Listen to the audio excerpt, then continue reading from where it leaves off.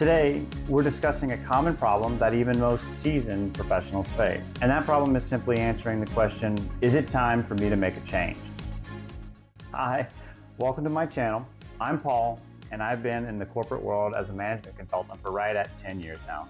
And because of that experience, I have met professionals at all levels of organizations. This video takes the practical learnings and tips from professionals in the field and organizes it into a simple, actionable framework that provides you with the process and insights to make informed, bold decisions about your future.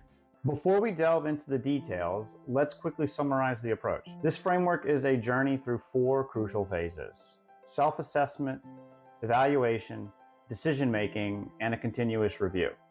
Each phase is designed to give you a clear, actionable insight into your current job situation, helping you decide whether it aligns with your personal and professional aspirations.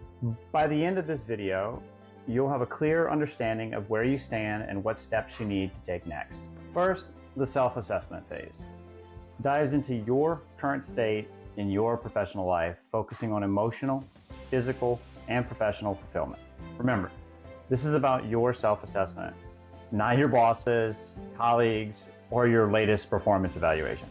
Remove all of that for now and just think about yourself. Reflect on emotional responses to your job. Are feelings of stress, anxiety, or irritability a common theme?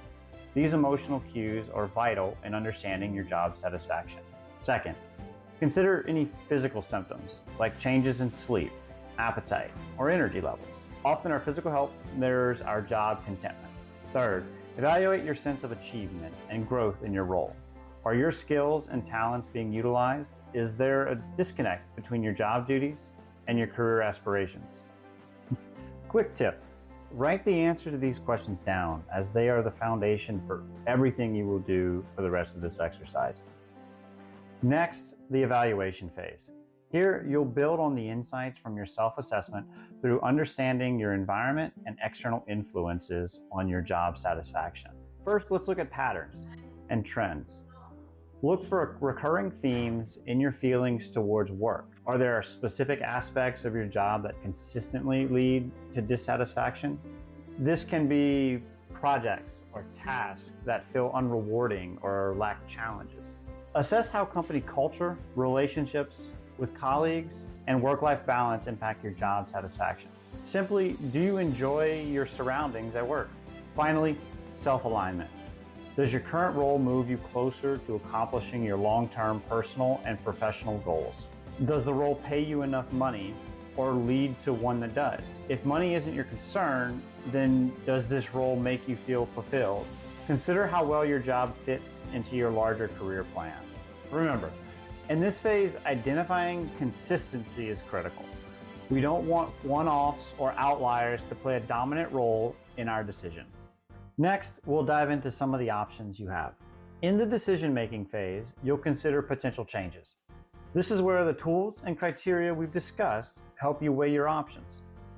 You can really take all the potential changes and bucket them into 3 categories. First, exploration of alternatives.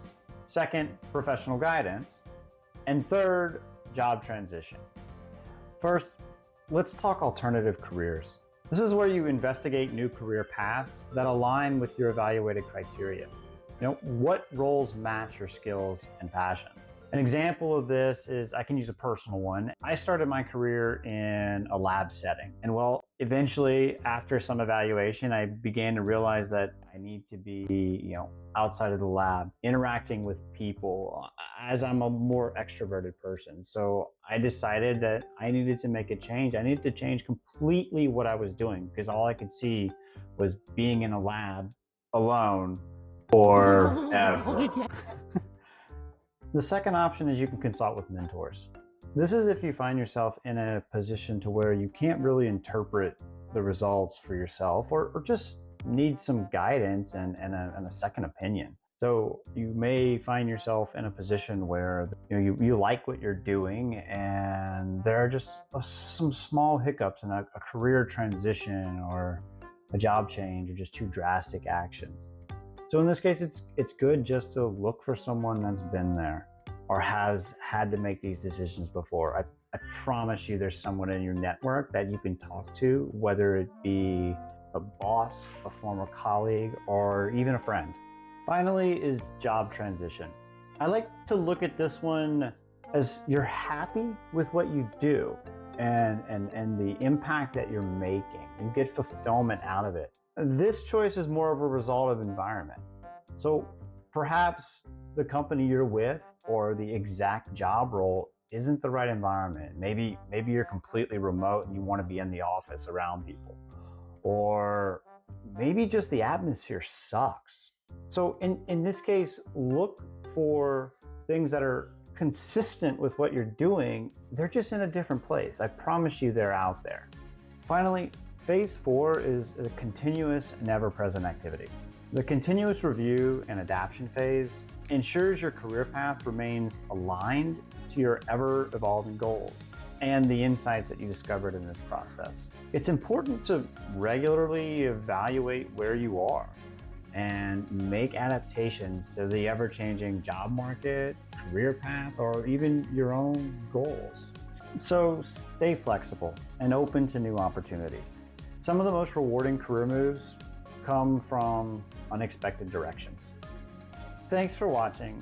Remember, you possess more skills and insights than you might realize, and the true potential of these qualities often comes to light only when you take decisive action.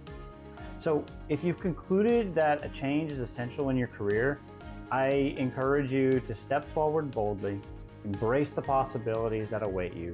For more insights and guidance on navigating your professional path, please consider subscribing to the channel. Please leave your comments and thoughts below. I enjoy engaging with each and every one of you, and I look forward to seeing everyone soon.